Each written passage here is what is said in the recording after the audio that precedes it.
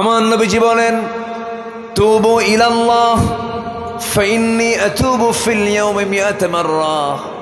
ও আমার সাহাবীরা, তোমরা আল্লাহর কাছে তওবা করো, আমি রাসূল নিজে সারা দিনে 100 বারেরও বেশি বার তওবা করি। আমার নবীজি তওবা করেছেন, চোখের পানি ফেলে ফেলে কেঁদেছেন। সাইয়েদনা ওমর ফারুক রাদিয়াল্লাহু তাআলা আনহু একদিন এক সাহাবীর সামনে বসেছিলেন। সাহাবী একটা হাদিস বর্ণনা করছেন, তিনি সেই হাদিসটা শুনলেন।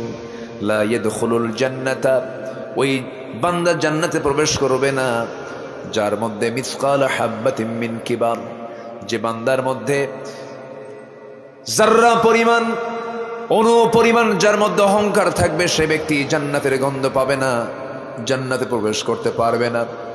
এই হাদিস শোনা মাত্রই তিনি ছোট্ট বাচ্চার মতো তিনি হাওমাও করে কান্নাকাটি শুরু করে দিলেন। বলা হলো, ওমর কান্নাকাটি কেন করো, কি হয়েছে? তিনি সবাইকে বলে ফেললেন, শোনো, অর্ধ দুনিয়ার শাসনকর্তা আমি, মাঝে মাঝে আমি যে শাসনকর্তা, মাঝে মাঝে আমার কাছে কেমন যেন লাগে। আমি এত বড় একজন লিডার, আমি এত বড় একজন খলিফা, আমি এই জন্য ডুকরে ডুকরে কান্দি। আমার মনে হয় মাঝে মাঝে আমার মধ্যে অহংকার ঢুকে পড়ে, আমি মনে হয় জাহান্নামী হয়ে যাচ্ছি। চোখের পানি ফেলে ফেলে কাঁদতেছেন, শিশুর মতো ডুকরে ডুকরে কেঁদে আকাশের দিকে তাকায় দোয়া করতেছেন, আল্লাহ তাআলা শোনো, তোমার এই দুনিয়ায় যত বান্দা আছে প্রত্যেকটা বান্দাকে তুমি যদি জান্নাতের ঘোষণা দিয়ে, যদি যে কোনো একটা বান্দাকে যদি জাহান্নামের ঘোষণা দিয়ে দাও, আমার কাছে মনে হচ্ছে এই মুহূর্তে আল্লাহ সব জান্নাতে চলে যাবে। জাহান্নামের তালিকায় তুমি একজন বান্দাকে যে রেখে দিয়েছো, সেই বান্দার নাম ওমর ছাড়া মনে হয় এই পৃথিবী তার দ্বিতীয় কেউ হবে না। কি পেরেশান তারা ছিলেন। মুনাফিকের তালিকা আছে এক সাহাবীর কাছে, আমার নবী দিয়েছেন, তার কাছে সকাল সন্ধ্যা ওমর ফারুক যেতেন, গিয়ে বলতেন, হুযায়ফা দেখো তো মুনাফিকের তালিকার মধ্যে আমার নামটা কয় নম্বরে আছে।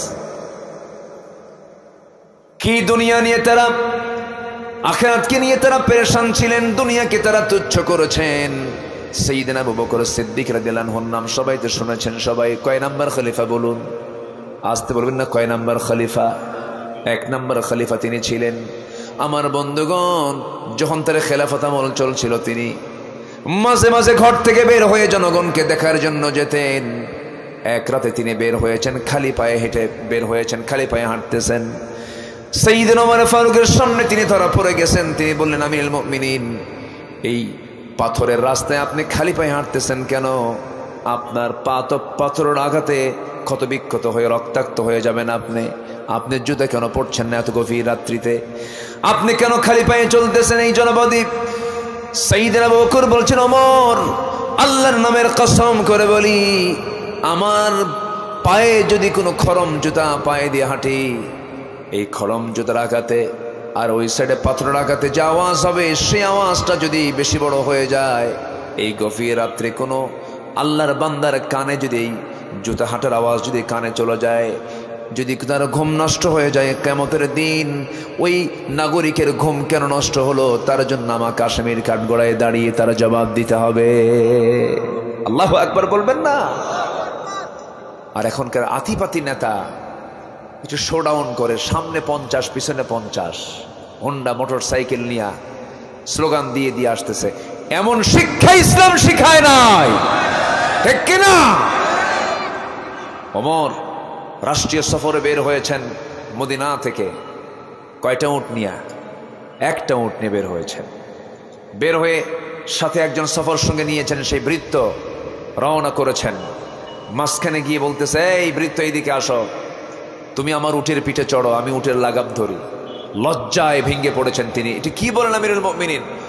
আপনি লাগাম ধরবেন, আমি বৃত্ত, আমি উটের পিঠে চড়বো, অসম্ভব ব্যাপার।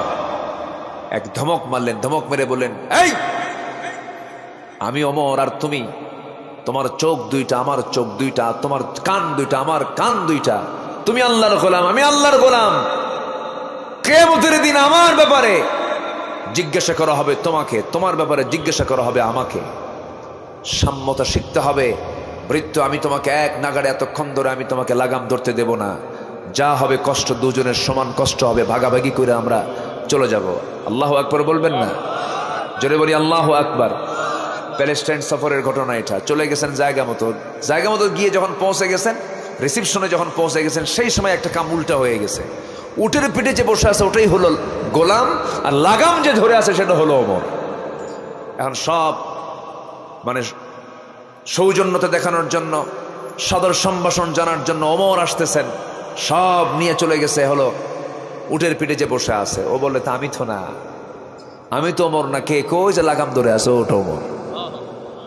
একটু জোরে বলেন সুবহানাল্লাহ, একটু জোরে বলেন না ভাই সুবহানাল্লাহ। আল্লাহর যারা বান্দা তারা কি অহংকারী হয় না বিনয়ী হয়? অহংকারী হয় না বিনয়ী হয়? ক্ষমতার দম্ভ আছে না নাই? ক্ষমতার অহংকার আছে না নাই? টাকার অহংকার আছে না নাই? চেহারার অহংকার আছে না নাই? যেই অহংকারী হবে সে কোথায় যাবে? জাহান্নামে। আর বিনয়ী বান্দারা কোথায় যাবে? জান্নাতে। আল্লাহ রাব্বুল আলামিন বলেন, وعباد الرحمن الذين يمشون على الأرض هونا وإذا خاطبهم الجاهلون قالوا سلاما والذين يبيتون لربهم سجدا وقياما والذين يقولون ربنا اصرف عنا عذاب جهنم إن عذابها كان غراما إنها ساءت مستقرا ومقاما جربون الله أكبر বিনয়ী বান্দা কারা? জমিনে যারা অহংকার প্রদর্শন না করে বিনয়ী হয়ে যারা চলে, অত্যন্ত ভদ্রচিত হয়ে যারা চলে, তারাই হল আল্লাহর বিনয়ী বান্দা। জাহিলদের সঙ্গে তর্ক বিতর্ক না করে, এটাই হল আল্লাহর বিনয়ী বান্দা।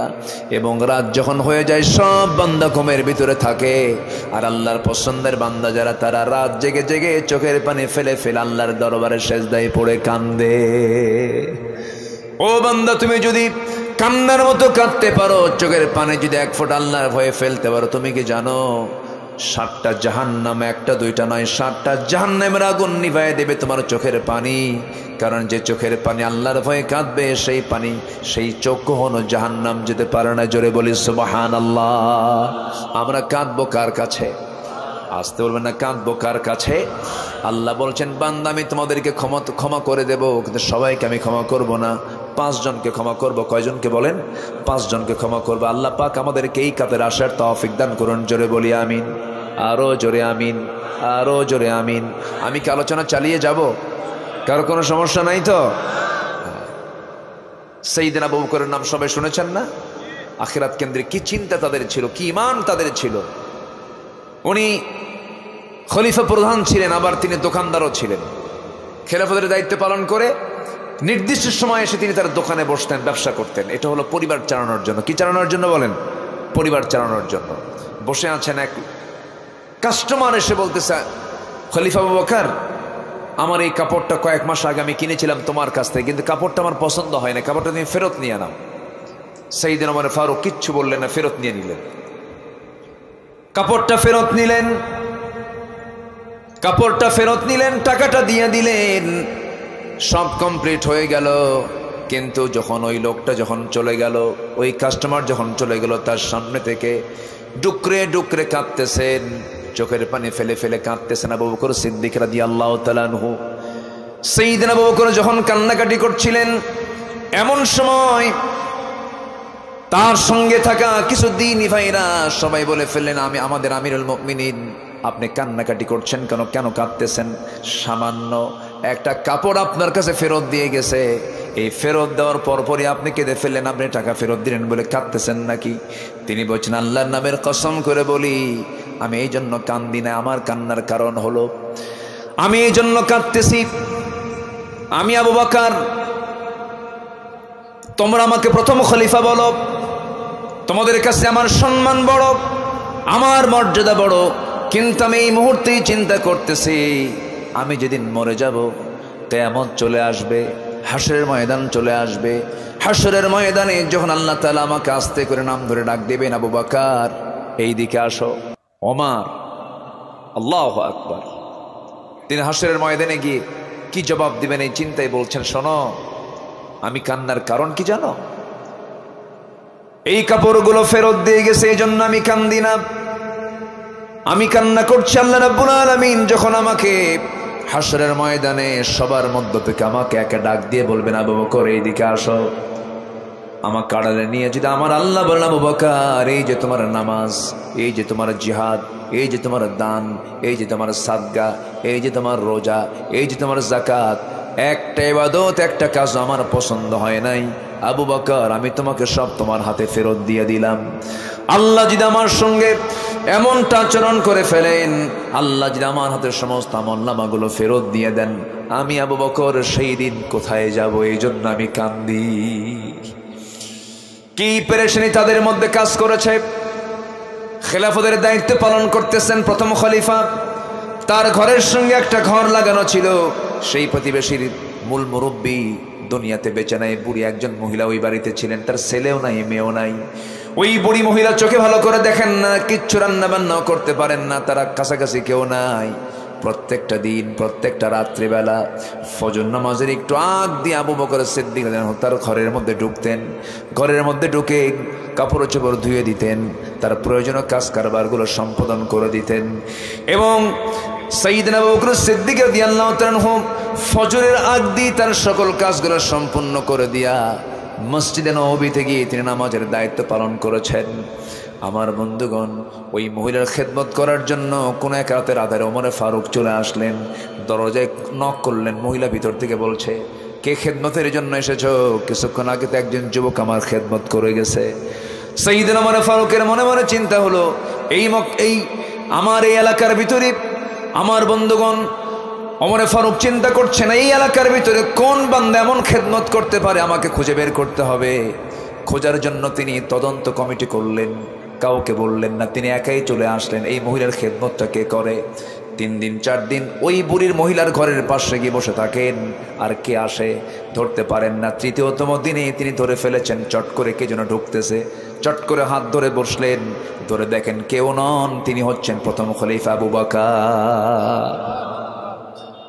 ধরে কেঁদে ফেললেন, বললেন, ইয়া আমিরুল মুমিনিন, সব কাজকে আপনি একাই করবেন নাকি? আমাদের কি করার সুযোগ দিবেন না? সঙ্গে সঙ্গে সাইয়েদনা আবু বকর বলছেন, ওমর আমার খেদমত আমাকে করতে দাও, আমার প্রতিবেশীর হক আমাকে আদায় করতে দাও, কারণ কিয়ামতের দিন তোমার আমলনামা আমার পিঠে আসবে না, আমার আমলনামা তোমার পিঠে যাবে না। সারাটা জীবন তিনি খেদমত করে চলে গেছেন। যেদিন আবু বকর সিদ্দিক রাদিয়াল্লাহু আনহু মারা গেছেন, তার পরের দিন থেকে ওই মহিলার দায়িত্ব পালন করেছেন ওমর ফারুক রাদিয়াল্লাহু তাআলা আনহু। ওমর ফারুক তার ঘরে আসলেন একদিন। প্রথম দিন যেদিন খেদমতের জন্য তিনি ভিতরে ঢুকেছেন, সব কিছু পরিষ্কার পরিচ্ছন্ন করে দিয়েছেন, খাবারগুলো জোগাড় করে দিয়েছেন। ওই মহিলা খাবার খেতে বসে তিনি জানতেন না আবু বকর মারা গেছেন, বুড়ি মানুষ, চোখে কম দেখতেন। যখন তিনি খেতে বসেছেন, খাওয়ার সময় তার সামনে যখন খেজুরগুলো দেওয়া হয়েছে, একটা খেজুর মুখে দিয়েই দেখেন কামড় মারতে নিয়া খেজুরের বিচিটা তার মুখের মধ্যে লেগে গেছে।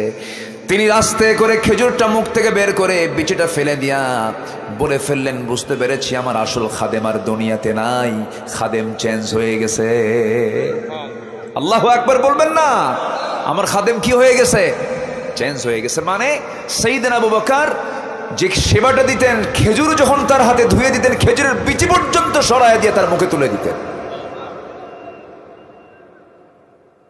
এটাই হলো তাকওয়া, এটাই হলো পরকালের চিন্তা, এটাই হলো আখিরাতের চিন্তা, এটাই হলো ফিরে আসা। ইল্লা মান তাবা, যারা ফিরে আসে। আল্লাহু আকবার বলেন। কার পথে? আসতে বলবেন না, কার পথে? আল্লাহর পথে আমরা ফিরে আসবো। জোরে বলি ইনশাআল্লাহ। আমার ঈমান আনবো, জোরে বলি ইনশাআল্লাহ। আল্লাহ তাআলা 5 শ্রেণীকে মাফ করে দেন। এর মধ্যে 1 নম্বর জানলাম আমরা, যারা তওবা করবে তাদেরকে মাফ করে দেন। নাম্বার 2 হলো অজ্ঞতাবশত যদি কোনো মন্দ কাজের পর নিজেকে যদি কোনো বান্দা সংশোধন করে নেয়, আল্লাহ রাব্বুল আলামিন তাকে মাফ করে দেন। মহান রাব্বুল আলামিন বলেন, সুম্মা ইন্না রাব্বাকা লিল্লাযীনা আমিলুস সুআ বিজাহালাতিন সুম্মা তাবু মিন বা'দি যালিকা ওয়া আসলাহু ইন্না রাব্বাকা মিন বা'দিহা লাগফুরুর রহিম। জোরে বলুন আল্লাহু আকবার। সূরাতুন নাহল 119 নম্বর আয়াতে আল্লাহ রাব্বুল আলামিন বলছেন, বিজাহালাতিন, অজ্ঞতাবশত যদি কোনো ভুল করে ফেলো আমার কাছে মাফ চেয়ে নাও বান্দা, আমি আল্লাহ তোমাকে সব গুনাহগুলো মাফ করে দেব। কার কথা? আসতে বলবেন না কার কথা? তওবা করলে মাফ করে দেন তিনি কে? আসতে বলবেন না কে? আমার বন্ধুগণ, একটা ঘটনার কথা মনে পড়ে গেল। আমার নবীজি তাবুক অভিযানের ডাক দিয়েছেন। কি অভিযানের বলেন? তাবুক অভিযান। তাবুক অভিযান ছিল সবচেয়ে বড় অভিযান। রোমানদের বিরুদ্ধে যুদ্ধ করার জন্য মদিনা থেকে রাসূল রওনা দিয়েছেন। 30,000 সাহাবী নিয়ে। কত হাজার বলেন? একটু জোরে বলেন ভাই, কয় হাজার? সময় তো অল্প, কি করি, শেষ করে দেব? আর একটু চালাই, আর একটু চালাই। 30,000 সাহাবী নিয়ে রওনা করেছেন এবং বললেন কেউ বাদ থাকবে না, এই অভিযানে সবাইকে যেতে হবে। সব নিয়ে চলে গেলেন। যুদ্ধ লাগলো না, কারণ এর আগের রেকর্ড হলো রোমানদের বিরুদ্ধে মুসলিম মুজাহিদরা ছিলেন হলো 3,000, আর ওদের সৈন্য সংখ্যা ছিল হলো 1,00,000। মুসলমানদের বিজয় হয়েছিল। কিন্তু এবার মুসলমানদের সৈন্য সংখ্যাই হলো 30,000। বলেন তাহলে আগের রেকর্ডের হিসাব কি করবে কি করবে না? বলেন। যুদ্ধ হলো না, যুদ্ধ লাগলো না। আমার নবীজি শুধু অভিযান শেষ করে মদিনার দিকে ফিরে আসতেছিলেন। চলে আসলেন, ফিরে ঘরেও ঢুকলেন। চলতেছে সময়গুলো ভালোই, কিন্তু 3 জন সাহাবী সূরা তওবার মধ্যে আসছে। সূরা তওবার মধ্যে আসছে। কি একটু বলবো একটু বলার শোনার দরকার আছে না নাই বলেন তো?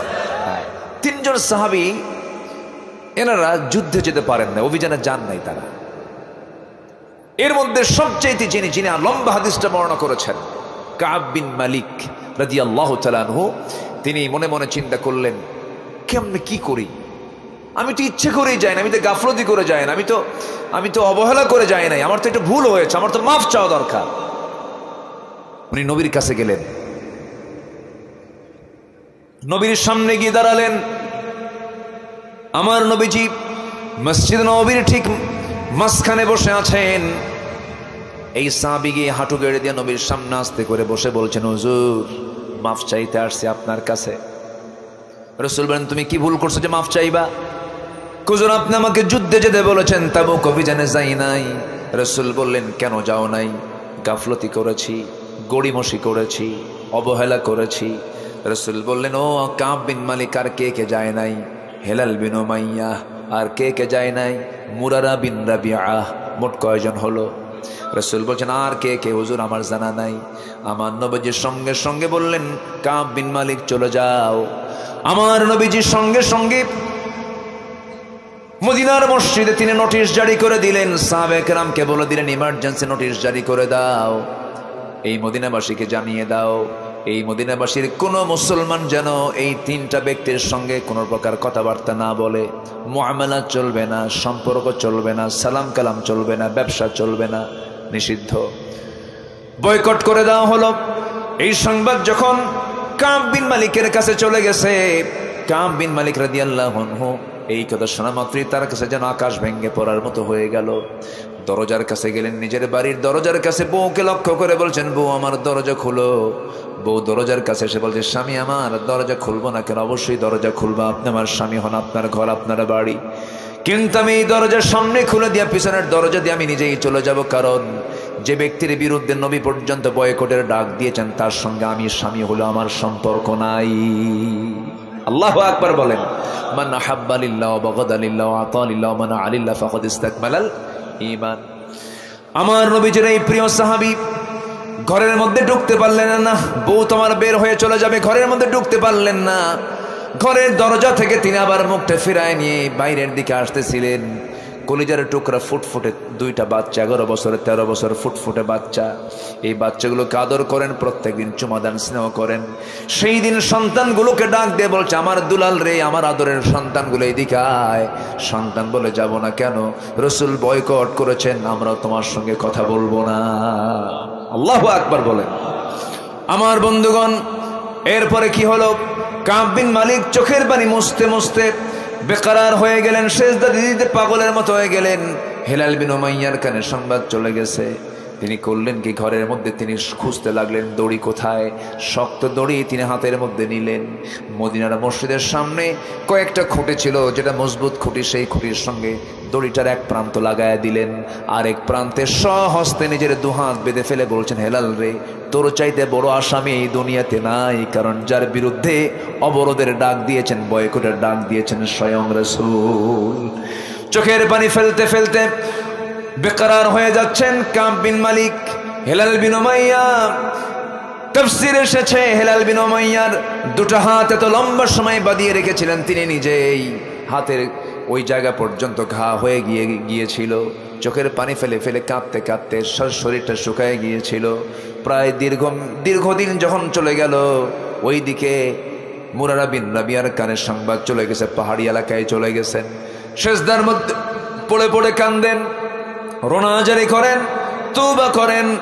এই তিন ব্যক্তির চোখের পানি আল্লাহর দরবারে এক পর্যায়ে মঞ্জুর হয়ে গেছে, কিন্তু আমার নবীজি তাদেরকে বয়কটের ডাক দিয়েছেন। এখন একটা প্রশ্ন হলো, আপনাকে বলি ভাইয়েরা, যে যুদ্ধে রাসূল গিয়েছিলেন 30,000 সৈন্য নিয়ে, সেই যুদ্ধ কি সংগঠিত হয়েছিল? আসলে হয়েছিল না।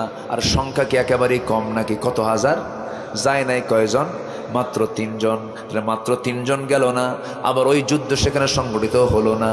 কিন্তু আমার নবীজি ইচ্ছা করলে বলতে পারতেন, ঠিক আছে যেতে পারো না, এই যুদ্ধই তো হয় নাই, অথবা মাত্র এতগুলো সাহাবীর মধ্যে তোমরা 3 জন মাত্র যাও নাই, ছেড়ে দিলাম, মাফ করে দিন। কিন্তু ছাড়ছেন নাকি রাসূল? ছাড়েন নাই। কেন গেলে না? কেন তুমি গড়িমসি করলে? কেন তুমি অবহেলা করলে? এই চিন্তা মাথায় নিয়ে আমার নবীজি শক্ত অবস্থানে চলে গেলেন। দীর্ঘদিন চলে যাওয়ার পর 40 দিন যখন পার হয়ে গেছে, আমার নবীর কাছে ওহী নাজিল হয়ে গেছে। নবীর কাছে ওহী নাজিল হলো, আলা সালাসাতিল্লাযীনা খুল্লিফু, হে রাসূল, ওই 3 জন সাহাবী যারা পিছনে ছিলেন, আপনি যদিও তাদেরকে বয়কটের ডাক দিয়েছেন, কিন্তু আরশের মালিক আল্লাহ রাব্বুল আলামিন ইল্লা মান তাবা, যারা ফিরে আসবে, ওয়া আমানা ওয়া আমিলা সালিহান। অতএব ওই 3 জন সাহাবী যখন তওবা করে নিয়েছে, তাদের তওবা আল্লাহর দরবারে মঞ্জুর হয়ে গেছে। ইয়া রাসূলুল্লাহি আয়াত নাজিল যখন হলো নবীর কাছে, ওয়া আলা সালাসাতিল্লাযীনা খুল্লিফু, আমার নবীর আনন্দ দেখে কে? আমার নবী চিৎকার মেরে বলছে, ওমর তুমি কোথায়? তাড়াতাড়ি আসো, আমার কাব বিন মালিকের পক্ষে আয়াত নাজিল হয়ে গেছে। আমার নবীজি খুশি হয়ে গেলেন। আমার নবীজি খুশি হয়ে বলছেন, কাবকে তাড়াতাড়ি আমার কাছে নিয়ে আসো। দরজার কাছে ওমর ফারুক বলছেন, কাব বিন মালিক তুমি বাড়িতে আসো নাকি? এইদিকে আসো। ভিতর থেকে বউ জবাব দেয়, যে লোকের খবর রাসূল রাখে না, সে লোকের খবর আমিও রাখি না। ওরে কাব বিন মালিকের স্ত্রী, আল্লাহ তাদের তওবা কবুল করে নিয়েছেন। কাব বিন মালিক যখন চলে গেছেন নবীর সামনে, আমার নবীজি তাকে জড়ায়া ধরলেন। জড়িয়ে ধরে বলছে, কাব বিন মালিক, আমি তোরে মাফ করি নাই, কিন্তু আমার আরশের মালিক আল্লাহ তাআলা তোরে মাফ করে দিয়েছেন। জোরে কোন সুবহানাল্লাহ। কিসের কারণে? আজ থেকে কিসের কারণে? কিসের কারণে? তওবা করার দরকার আছে না নাই? এখান থেকে একটা শিক্ষা হলো, দিন কায়েমের পথে একামত দিনের জন্য কোনো অলসতা করার কোনো সুযোগ। আসতে বলবেন, সুযোগ নিলে আল্লাহ ধরছেন না, রাসূল ধরছেন না? ধরে ফেলেছেন। কি কষ্ট পাচ্ছেন নাকি আপনারা? আমার ভাইয়েরা, আল্লাহ তাআলা 5 জনকে মাফ করে দিবেন। 1 নাম্বার হলো আমরা শিখলাম তওবা। নাম্বার 2 হলো অজ্ঞতাবশত কোনো মন্দ কাজের দিকে যাওয়ার পরে সে যদি সংশোধন হয়ে না, আল্লাহ পাক তাকে মাফ করে দেন। নাম্বার 3 হলো নেককার ইমানদারদের জন্য আল্লাহ রাব্বুল আলামিন ক্ষমার ওয়াদা করেছেন। ক্ষমার কি করেছেন? ওয়াদা করেছেন, প্রমিস করেছেন। মহান রাব্বুল আলামিন বলেন, ওয়া'আদাল্লাহুল্লাযীনা আমানু ওয়া আমিলুস সালিহাতি লাহুম মাগফিরাতুন ওয়া আজরুন আযীম। জোরে বলুন আল্লাহু আকবার। সূরাতুল মায়েদা আয়াত নাম্বার 9। ঈমান যারা আনবে এবং আমলে সালেহ যারা করবে, আমি আল্লাহ ওয়াদা করছি তাদের জন্য ক্ষমা রয়েছে, তাদের জন্য মহা পুরস্কার রয়েছে। জোরে বলেন সুবহানাল্লাহ। আমার বন্ধুগণ, আমলের পাল্লায় গুনাহ বেশি দরকার না নেক বেশি দরকার? গুনাহ বেশি দরকার না সওয়াব বেশি দরকার? এই জায়গায় যারা বসে আছেন তাদের কি গুনাহ নাই? আজ তাদের গুনাহ নাই? আমার, আপনার, এনার, ওনার, এনার ফারুকি ভাইয়ের কম আছে না নাই? কম হোক বেশি হোক, আছে না নাই? আছে। ফেরেশতার আজ থেকে ফেরেশতার নাই, কারণ ফেরেশতার গুনাহ করবে, গুনাহ করার যোগ্যতাই নাই। কামনা বাসনা ব্যবসা বাণিজ্য কিচ্ছু নাই, এই জন্য তার কোনো গুনাহ হওয়ার সুযোগও, কিন্তু আমার গুনাহ করার সুযোগ আছে না নাই? গুনাহ করার সুযোগ থাকার পর আমি যদি গুনাহ না করি তখন আমার দাম হয়ে যাবে ফেরেশতার চেয়ে বেশি দাম। আল্লাহু আকবার বলেন। কিন্তু আমার দেশে আবার কিছু ফেরেশতা আছে মাঝে মাঝে নাজিল হয়। এক বেয়াদব বলছে, টাঙ্গাইলের কোন বেয়াদব বলেছে, আমার জীবনে তো কোনো গুনাহই নাই, আমি আমিন বলি না। হুজুররা আমিন কয়, আমি আমিন একটাবারের জন্য বলি না, আমি তো গুনাহই করি না, আমি তো নিষ্পাপ। শুনুন, এই 16 বছর তারা আলেমদের তালিকা করেছে, এই 16 বছর তারা হকপন্থীদের তালিকা করেছে। এখন আমাদের সময় এসেছে নাস্তিক মুরতাদদের তালিকা তৈরি করা, ঠিক কিনা? ওদের তালিকা তৈরি করতে হবে। ধরা খাইছে একটা বিচারপতি শামসুদ্দিন, কালা কইয়েন না, কালা তো আল্লাহ কালো বানায় দিচ্ছে, তাই না? আল্লাহর দান তো এটা, কালো বলি না, কিন্তু শামসুদ্দিন মানিক এই বদমাইশ 2 বছর আগে আমার নামেও সে তালিকা করেছিল, 116 জন আলিমের তালিকা করেছিল। কি লাভ হলো? 2 বছরের মাথায় পালানোর চেষ্টা করলো সিলেট দিয়া। সিলেটবাসী আবার খুব খেদমত করে, তো ওরা আপ্যায়ন খুব ভালো মতো আপ্যায়ন করছে, বিসি শুদ্ধ আউট করছে, যা তোরে খাসি বানায় দিলাম, যা। কি কষ্ট পাচ্ছেন নাকি আপনারা? শুনতে যদিও একটু কেমন যেন লাগছে, কিন্তু বাস্তবতা তাই। কোন দিনের শত্রুকে কখনো দয়া মায়া দেখানোর কোন সুযোগ নাই। তুমি আল্লাহর বিরুদ্ধে কথা বলবা, নবীর বিরুদ্ধে কথা বলবা, জিহ্বা টেনে ছিড়বো আমরা। জাহাঙ্গীরনগর ইউনিভার্সিটির কুখ্যাত ছাত্র ছিল, তার নাম মানিক। সে 100 জন নারীর জীবন নষ্ট করে ধর্ষণের সেঞ্চুরি করে মিষ্টি বিতরণ করেছিল। এই কুলাঙ্গার গুলো এখনো আছে, এদেরকে ধরে প্রকাশ্যে ঝুলায় মেরে রক্ত মাংস হাড় হাড্ডি কুত্তা বিলাই দিয়ে খাওয়ানো দরকার। রাজি আছেন কারা কারা? হাত উঁচু করে দেখা।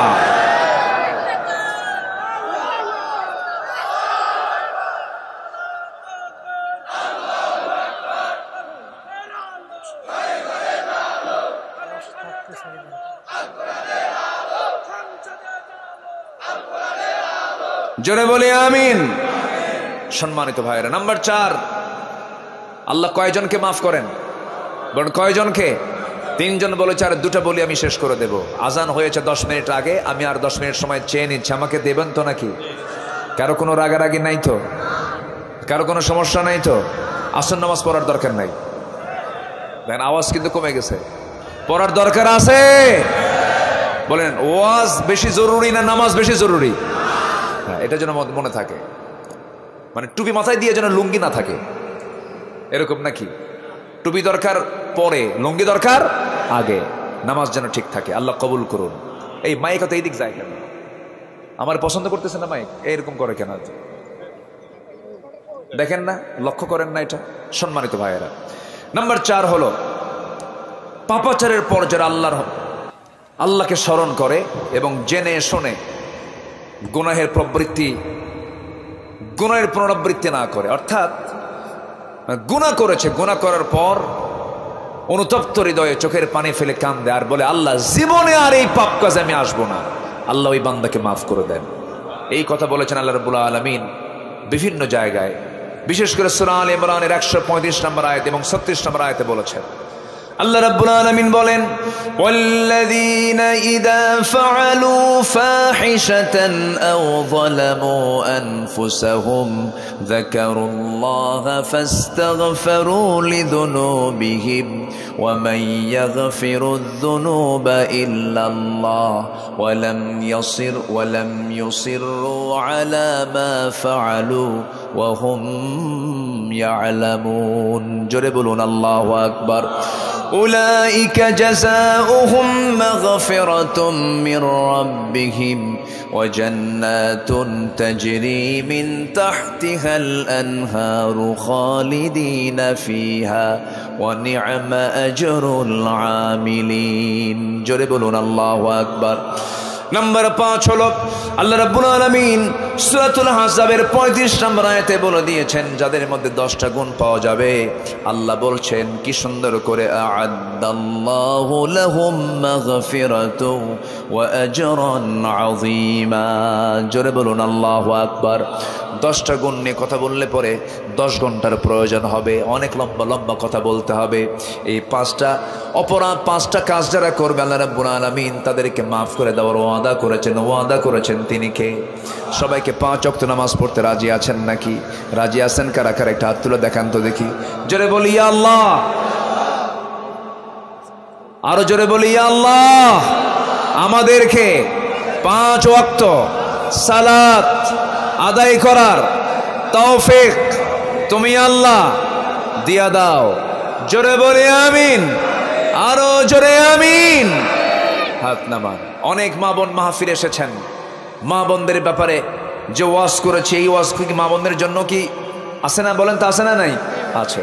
আমার মা সাথে একটা বিষয় আমি যোগ করে দেই, দিনের মাহফিল পর্যাপ্ত সময় পাওয়ার সুযোগ নাই, শুধু একটা বিষয়ে যোগ করে দিই। মেয়েদের সবচেয়ে বড় খারাপ দিক আজকের সমাজে সেটা হলো মেয়ের আজকে মুসলমানদের সংস্কৃতি লালন না করে অন্য ধর্মের সংস্কৃতি লালন করে ইমান চরিত্র হারায় ফেলছে।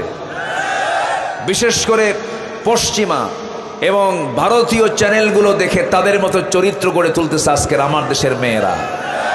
আমার মা এই সমস্ত অপসংস্কৃতির আগ্রাসনে নিজের জীবনকে ভাসায় দিবেন না। বিশেষ করে পর্দার বিষয়টা খেয়াল করতে হবে, সবার পরে না সবার আগে। দুলাভাইয়ের সঙ্গে দেখা করা জায়েজ নাই, দেখা করা জায়েজ আছে? দুলাভাইয়ের সঙ্গে দেখা করা জায়েজ নাই। দুলাভাই যদি হোন্ডাই তোলে, কিছু কিছু দুলাভাই আছে শালিরে হোন্ডাই তোলে কিন্তু বউরে হোন্ডাই তোলে না, এরকম দুলাভাই কিছু বদমাইশ আছে না? নাই বলেন তো? পিছনে দুলাভাই শালিকে উঠায় নেয়, শালি এখন মনে মনে চিন্তা করে আমার বড় বোনের হাজবেন্ড না করি কেমনে, হোন্ডাই চড়ে। তো মাঝখানে একটু গ্যাপ রাখে যে দুলাভাই মানুষ গায়ের সঙ্গে গা লাগলে কেমন হয়। সামনে যায় দুলাভাই এমন ব্রেক মারে, এক ব্রেকে গ্যাপ পুরো। এ আছে না? নাই। অতএব চান্স দেওয়ার সুযোগই দেওয়া যাবে না। বেড়াই কিন্তু ক্ষেত খায়, বেড়া ক্ষেত খায়, মানে কাছের মানসিক ক্ষতি করার সম্ভাবনা বেশি থাকে। এই জন্য পর্দার বিষয়ে সবচেয়ে সর্বোচ্চ সজাগ আপনি স্বামী হিসাবে, আপনি ভাই হিসাবে, আপনি বাবা হিসাবে, আপনি বড় ভাই হিসাবে আছে না? নাই। আচ্ছা, আল্লাহ পাক আমাদের সবাইকে সতর্ক সজাগ থাকার তৌফিক সবাইকে দান করুন। আমাদের সবচেয়ে বড় চ্যালেঞ্জ হলো জাহান্নাম থেকে বেঁচে জান্নাত পাওয়া। আগে জাহান্নাম থেকে বাঁচতে হবে। তো জাহান্নাম থেকে বাঁচার জন্য যে কাজগুলো আমি আজকে শিখিয়ে দিলাম, আল্লাহ তাআলা 5 শ্রেণীকে মাফ করবেন। এই গুণগুলো আল্লাহ তাআলা আমাদের জীবন অর্জন করার তৌফিক দান করুন। আমি আমার কথা না বাড়িয়ে যতটুকু হয়েছে বলে ফেলি আলহামদুলিল্লাহ। আরো জোরে বলি আলহামদুলিল্লাহ। সবাই নামাজের মতো করে বসি, সোজা আমরা এখন দোয়ার দিকে যাব। আমরা চাইবো কার কাছে? চাইবো কার কাছে? আল্লাহর কাছে আমরা চাবো ইনশাআল্লাহ। দিয়ে যে ওনাকে বললাম ভাই এটা আমার মাদ্রাসায় আসতে হবে। বললেন হুজুরদের দাওয়াত পাওয়া তো খুব মুশকিল ব্যাপার, হুজুর দাওয়াত খায়, এই দাওয়াতকে আর মিস করা যায় নাকি? একজন উচ্চপদস্থ কর্মকর্তা আমার নিজস্ব মাদ্রাসার প্রোগ্রামে তিনি এসেছিলেন। এই পরিবেশগুলো আমরা পেয়েছি 5 অগস্টের পর থেকে। আমাদেরকে বসতে দেওয়া হয়নি, চলতে দেওয়া হয়নি, পারিবারিক নির্যাতন করা হয়েছে, শারীরিক নির্যাতন করা হয়েছে, সামাজিকভাবে মান সম্মান হেয় করা হয়েছে। অনেক নিরপরাধ মানুষের উপরে মিথ্যা মামলা চাপিয়ে দিয়ে মানসিকভাবে টর্চার করে অনেকে দুনিয়া থেকে বিদায়ও নিয়েছেন। সম্মানিত ভাইয়েরা, একটা পরিবেশ আমরা ফিরে পেয়েছি, এটাকে আমরা বিশাল কিছু মনে করে সামনে আমাদের যে এখনো অনেকগুলো কাজ পড়ে আছে, মনজিলে মকসুদে আমাকে আপনাকে পৌঁছতে হবে। যতক্ষণ না পর্যন্ত এই জমিন আল্লাহর দিন কায়েম না হবে, আমাদের বসে থাকার ফুরসত নেওয়ার কোনো সুযোগ নাই। এই জমিনটা কার? আসতে বলবেন না কার? ওই আকাশটা কার? এই যে আলোকিত প্রদীপ্ত সূর্যটা কার? আমি কার? আল্লাহ পাক আমাকে দুনিয়াতে পাঠিয়েছেন এমনি এমনি করে না, একটা লক্ষ্য আছে। আসতে বলবেন না, লক্ষ্য আছে না? নাই। সেই লক্ষ্যটা কি? আমরা সবাই সুন্দর করে বলি লক্ষ্যটা হলো সবাই বলুন ইয়্যাকা না'বুদু ওয়া ইয়্যাকা নাস্তাঈন ইহদিনাস সিরাতাল মুস্তাকিম সিরাতাল্লাযীনা আন'আমতা আলাইহিম গায়রিল মাগদুবি আলাইহিম ওয়ালাদ-দাল্লিন। একমাত্র কার ইবাদত করার জন্য বলেন? আসতে বলবেন না, কার ইবাদত করার জন্য।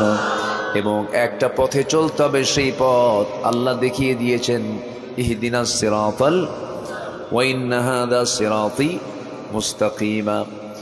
এই একটা সরল সঠিক পথে আমাকে আপনাকে চলতে হবে, দিনকে মেনে চলতে হবে।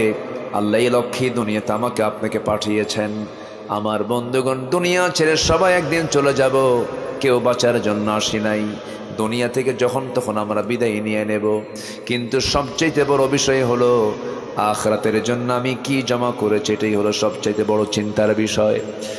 আল্লাহ বান্দাকে সতর্ক করে আরেক জায়গায় জানিয়ে দিচ্ছেন, যারা পারেন ঠোঁট মিলিয়ে বলুন ইয়া আইয়ুহাল্লাযীনা আমানু তাকুল্লাহা ওয়াল তানজুর নাফসুম মা কদ্দামাত লিগাদিন ওয়াত্তাকুল্লাহ ইন্নাল্লাহা খাবীরুম বিমা তা'মালুন। জোরে বলুন আল্লাহু আকবার।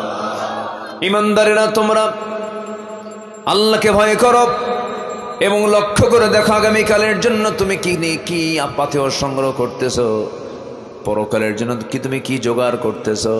আমার বন্ধুগণ, আল্লাহ চান না কোনো বান্দা জাহান্নামে যাক, আল্লাহ চান প্রত্যেক বান্দা জান্নাতে যাক। কিন্তু বান্দা জাহান্নামে যাবে আল্লাহর দোষে না বান্দার দোষে? বান্দার দোষে বান্দা জাহান্নামে চলে যাবে। একটা প্রশ্ন আমি করি, বলুন তো, আল্লাহ আমাকে বেশি ভালোবাসেন না আমি আল্লাহকে বেশি ভালোবাসি?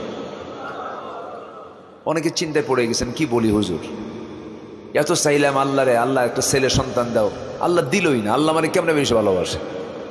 হয়তো এরকম অনেকে চিন্তা করতেও পারেন, কিন্তু বাস্তব সত্য হলো এই পৃথিবীতে কেমন ভালোবাসে না, যে ভালোবাসা আল্লাহ আমাকে বাসেন, বলি সুবহানাল্লাহ।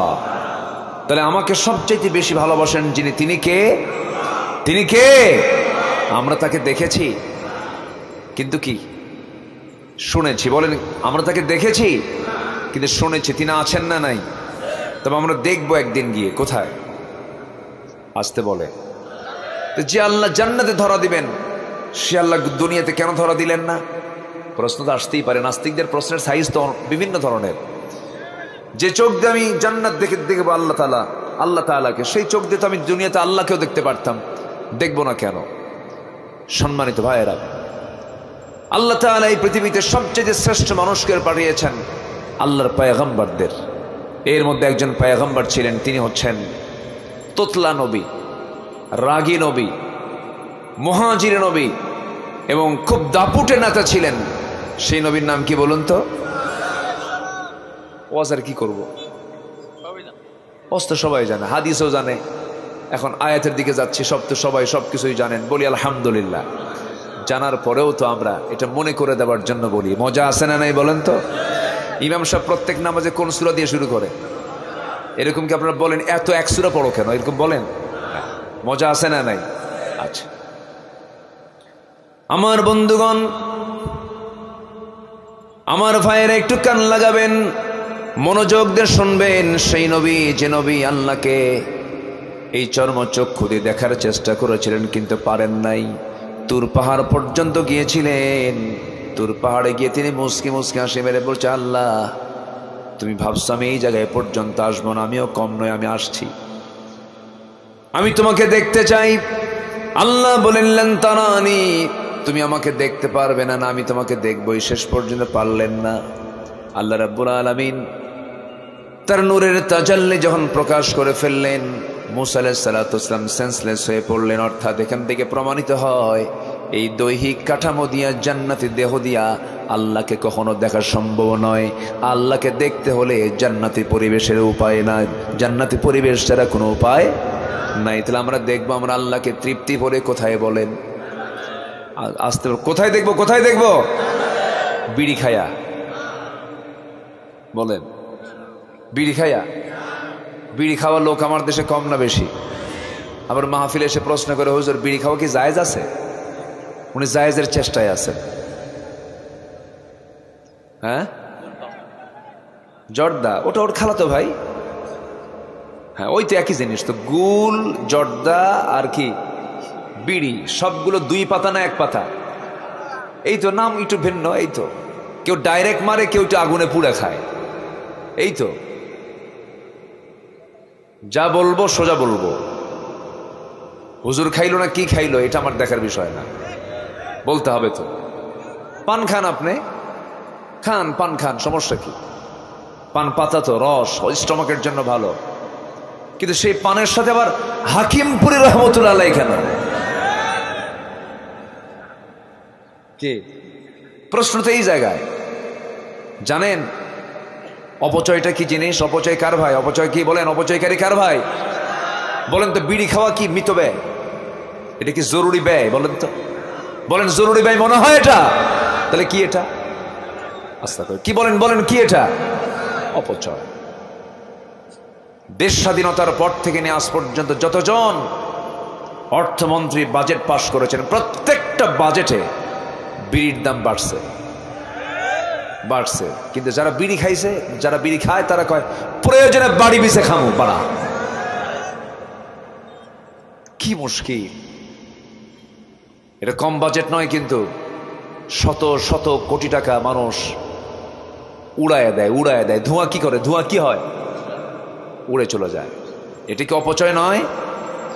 এই জাতি যদি সচেতন হতো, এই কোটি কোটি টাকা যেটা উড়ে দেওয়া হয়, এটা দিয়ে কি লক্ষ লক্ষ পরিবারের মৌলিক চাহিদা, তাদের খাদ্যের চাহিদা পূরণ হতো কি হতো না? কি টানা টান, এক টানে ধোঁয়া 3 তলায় পাঠায়। কি যে মজা পায় আল্লাহ জানে। রাগ করলেন নাকি আপনারা? রাগ করতেছেন না তো? যারা বিড়ি খায় তাদের বউরা যে কেমনে থেকে আমার তো বুঝি আসে না। পচা পচা গন্ধ, আমার ভাল লাগে না, আমার মাথা ঘুরে। সম্মানিত ভাইয়ের, আল্লাহ সকল নেশা থেকে জাতিকে হেফাজত করুন। তাহলে জান্নাত যেতে হলে বিড়ি খাই যাবো জান্নাতে? নামাজ না পড়া? কয় ওয়াক্ত নামাজ পড়বো আমরা? কিন্তু আমার দেশে নামাজি বেশি না বেনামাজি বেশি? বলেন, নামাজি না বেনামাজি? বেনামাজি বেশি। কেন? এটা তো হওয়ার কথা ছিল না। যে দেশে 90% মুসলমান, সেই দেশে বেনামাজি কেন বেশি হতো, কেন বেশি হবে? এর মূল কারণ হলো 53 বছর যে নেতৃত্ব আমরা দেখেছি, অধিকাংশ নেতাগুলোই ছিল বেনামাজি। অধিকাংশ নেতাগুলো ছিল বেনামাজি। দলীয় জনসভা, দলীয় প্রোগ্রাম সবকিছু করেছে, নামাজের কোনো আহ্বান করে নাই, কর্মীদেরকে নামাজের কথা বলে নাই। যে দলের নেতা তার কর্মীকে নামাজের কথা বলে না, দ্বীনের কথা বলে না, কোরআন শেখার কথা বলে না। যে দলের নেতা তার কর্মীর হাতে মদের বোতল তুলে দেয়, নারী তুলে দেয়, জেনা তুলে দেয়, ওই সমস্ত নেতৃত্বের মুখে আমরা জুতা মারি, থুতু মারি। সব দেখেছি আমরা। কেউ চালাইছে 25 বছর আমার দেশ, কেউ চালাইছে 16 বছর, কেউ চালাইছে 9 বছর, মঈনুদ্দিন ফখরুদ্দিনরা কয়েক বছর। সব দেখা শেষ। এরা মুসলমান ছিলেন, কিন্তু এরা ইসলাম দিয়ে দেশ চালান নাই। অতএব আমরা আগামীর দেশ দেখতে চাই। সবাই কোরআনের দেশ রাজি আছেন? কারা কারা হাত উঁচু করে দেখা।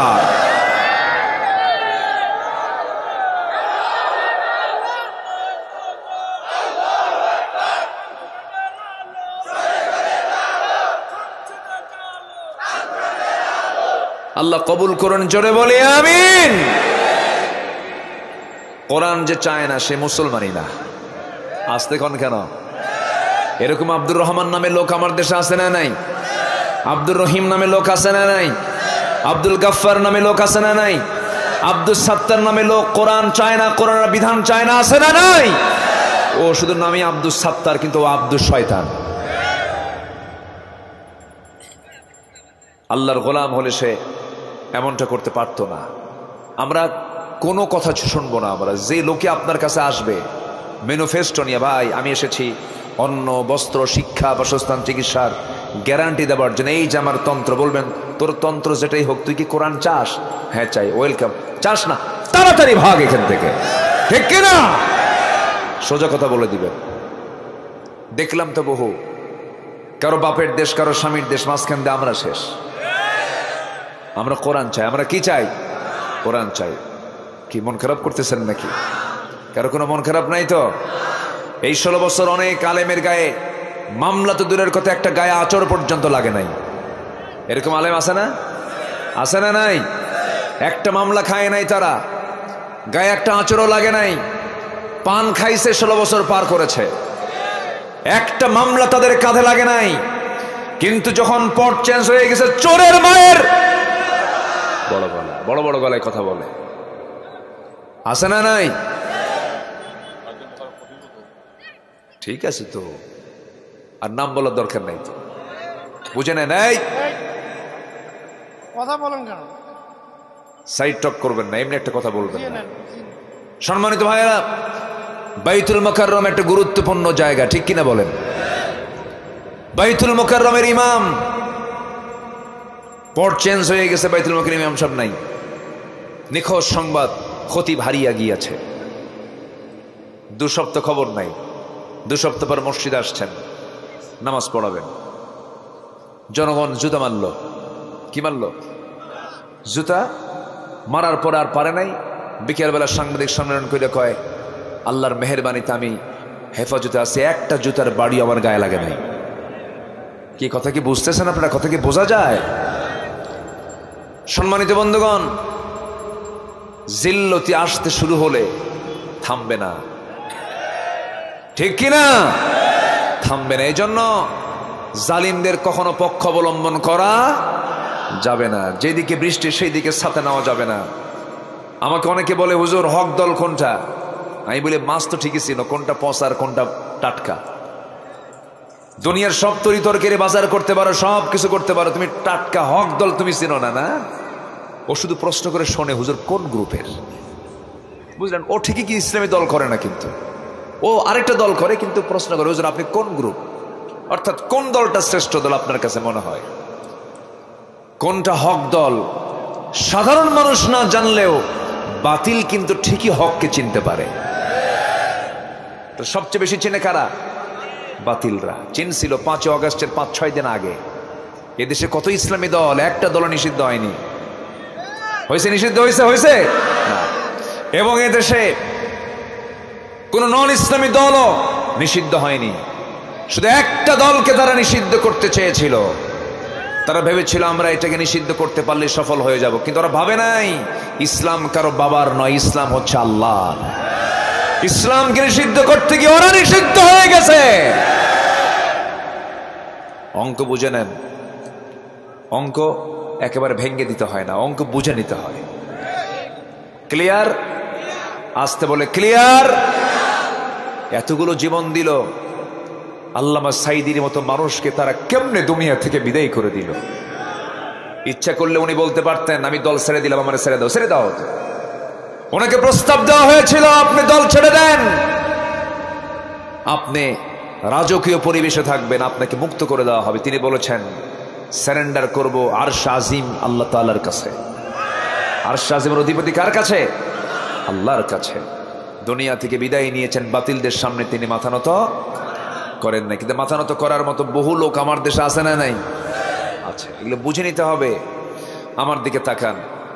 আল্লাহ তাআলা বলছেন, বান্দা আমি তোমার গুনাহগুলোকে সওয়াব দিয়ে পরিবর্তন করে দেব। এত বিশাল একটা অফার, সুবহানাল্লাহ। এত আসতে বললেন। আল্লাহ কি বলতেছেন? তুমি যা গুনাহ করেছো, সমস্ত গুনাহ আমি আল্লাহ সাইয়্যাতকে হাসানাত দিয়ে সওয়াব দিয়ে পাল্টায় দেব। কিছু কাজ করে আসো, সেই কাজগুলোকে আমরা শিখে যাব। আসতে বলে শিখে যাব। জোরে বলি ইনশাআল্লাহ। আমার কাছে কুড়িগ্রামটা খুব ভালো লাগে, কিন্তু আসতে পারি না।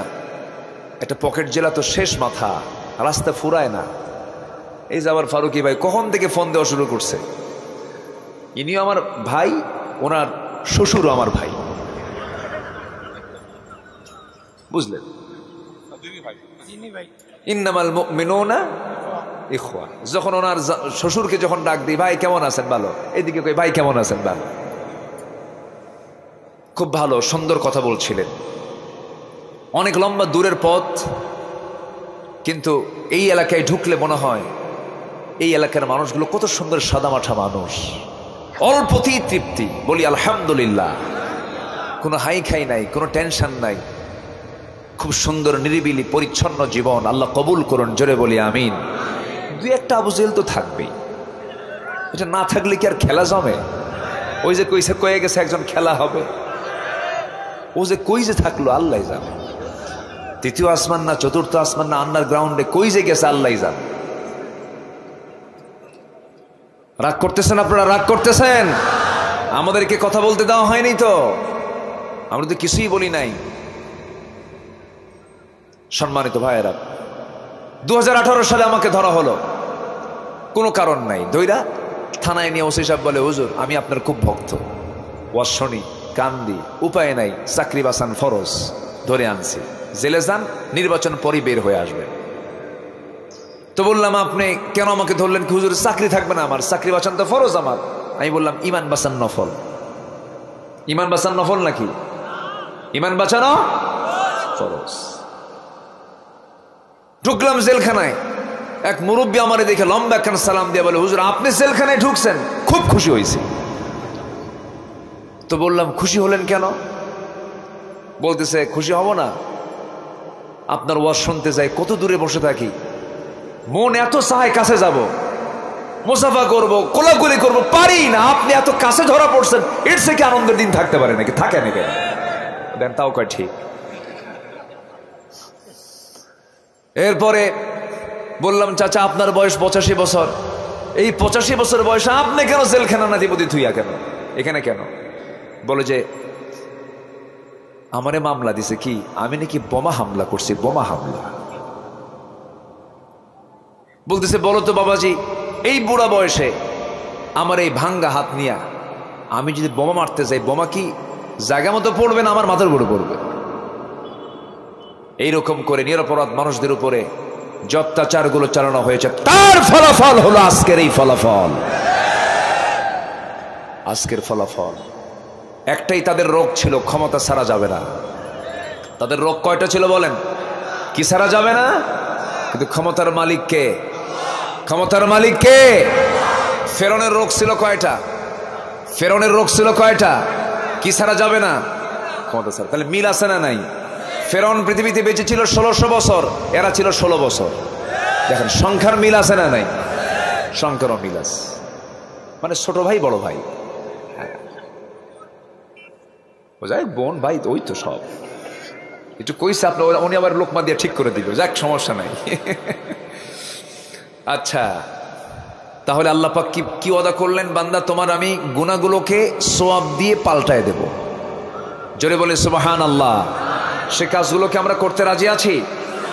আল্লাহ রাব্বুল আলামিন সূরাতুল ফুরকানের মধ্যে বলছেন, সূরাতুল ফুরকানের ৭০ নম্বর আয়াতে বলছেন, ইল্লা মান তাবা ওয়া আমানা ওয়া আমিলা সালিহান ফাউলাইকা ইউবাদদিলুল্লাহু সাইয়্যাতিহিম হাসানাত ওয়া কানা আল্লাহু গফুরুর রহিমা।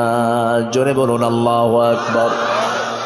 আল্লাহ বলছেন বান্দা তবে শোনো, তুমি যদি তওবা করতে পারো, নাম্বার 2 ঈমান আনতে পারো, ওয়া আমিলা সালিহান এবং নেক আমল করতে পারো। 3টা কাজ। এখানে কয়টা কাজ বলেন?